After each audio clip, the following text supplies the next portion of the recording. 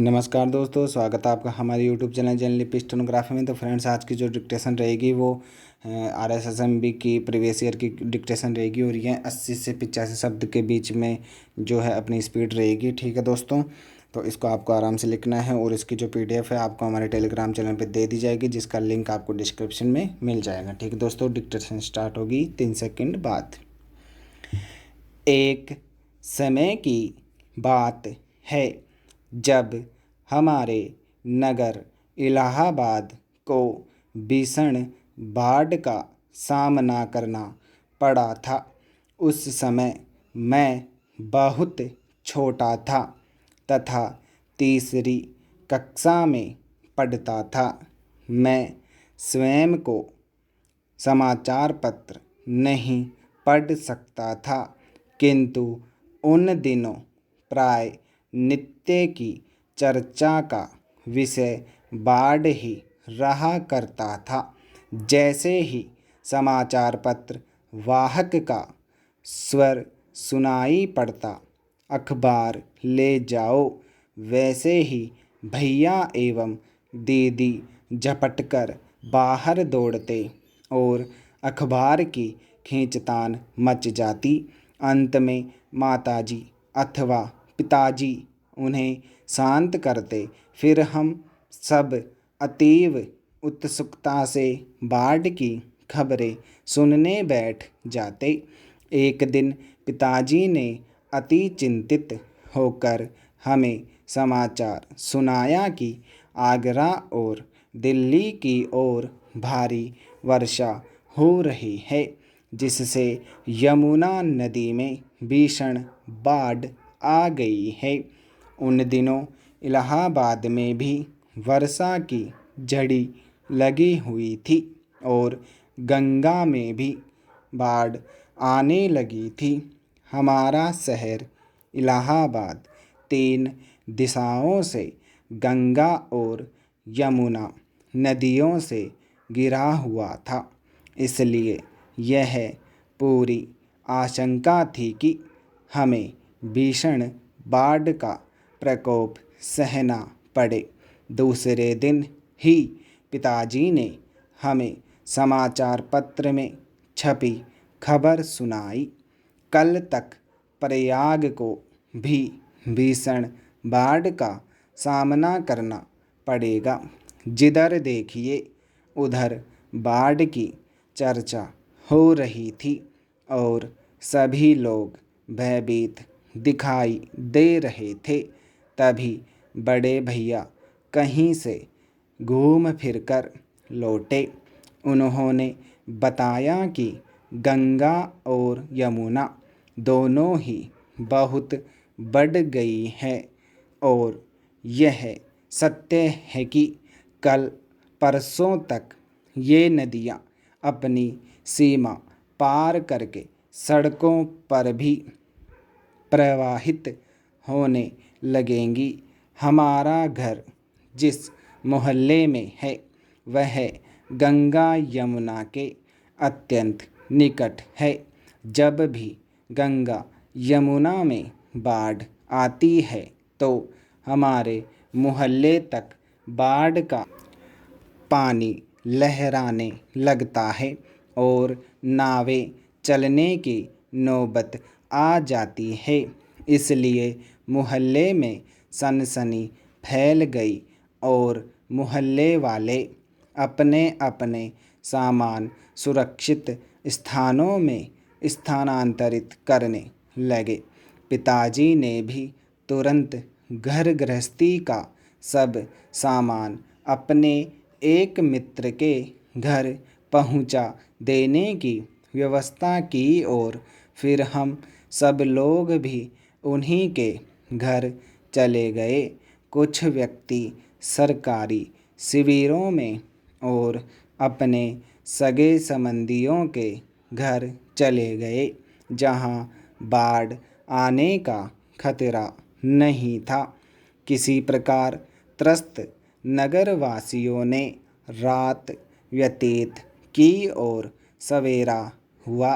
आकाश उस समय काले काले मेघों से आच्छादित था, किंतु जिधर देखो उधर बादलों की उपेक्षा करके लोग बाढ़ देखने के लिए चल पड़े। हम भी अपने परिवार के साथ गऊ घाट पहुँचे। यमुना का पुल अर्थात गऊ घाट तक पहुँचने में मार्ग में जितने मोहल्ले मिले वे सभी जल में डूबे हुए थे। मैं जिस विद्यालय में पढ़ता था वह मुट्ठीगंज में स्थित है। मेरे विद्यालय के सामने वाली सड़क पर जो यथेष्ट ऊंचाई पर है भी यमुना का जल ठाटें मार रहा था। यमुना के पुल पर खड़े होकर देखने से ऐसा प्रतीत होता था मानो जल प्लावन हो गया हो। चारों ओर जल ही जल दिखाई देता था। यमुना का जल खतरे के बिंदु पर थपेड़े मार रहा था। यमुना का पुल मानव समूह से खचाखच भरा था। यमुना मैया अपना प्रकोप शांत करें, इसलिए जन समुदाय प्रार्थना करके उन्हें फूल माला अर्पित कर रहा था। अपार जल राशि की गर्जना मनुष्य ही नहीं पशु पक्षियों के हृदय को भी आतंकित कर रही थी। वृक्षों पर भयभीत पक्षी भयावह शोर मचा रहे थे। यमुना पार के ग्रामीणों का तो बुरा हाल था। समस्त खेती जल प्लावित हो गई थी। ग्रामीण जनों के घर फूस के छप्पर तक यमुना में बहते नजर आ रहे थे। ग्रामीणों के कोठिलों और ड्रमों में भरा अनाज तथा पशुओं के लिए संचित चारा आदि सब घर में पानी भर जाने के कारण नष्ट हो गए थे।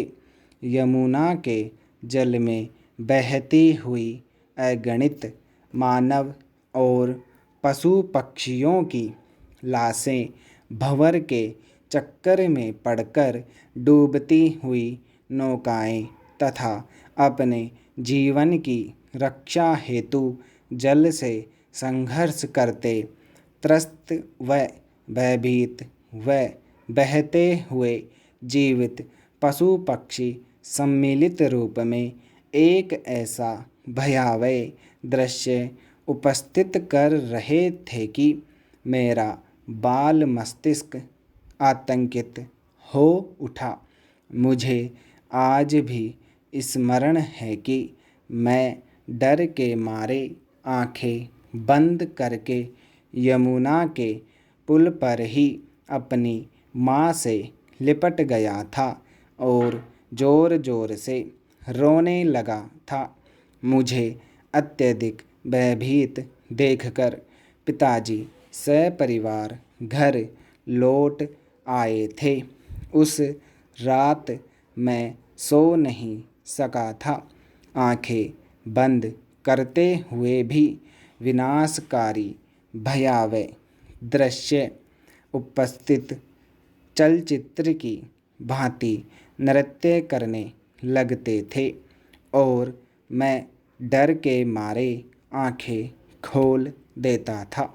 दूसरे दिन गंगा नदी की बाढ़ देखने के लिए कोई भी नहीं जा सका था।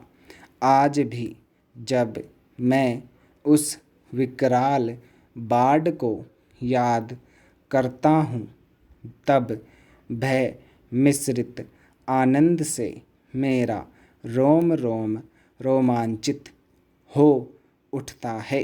बाढ़ तो जैसे आई थी वैसे ही चली भी गई थी, किंतु उसका कितना भारी नुकसान प्रयागवासियों को सहना पड़ा उसका लेखा जोखा, कौन करे न जाने कितनी बड़ी संख्या में जन धन की हानि हुई। स्टॉप। ठीक है दोस्तों, ये 80, 85 और हो सके तो 90 तक शायद ये जा चुकी है, तो आप इसको आराम से कर लें। ठीक है दोस्तों, इसका अभ्यास करें और इसके आउटलाइंस की भी अभ्यास करें।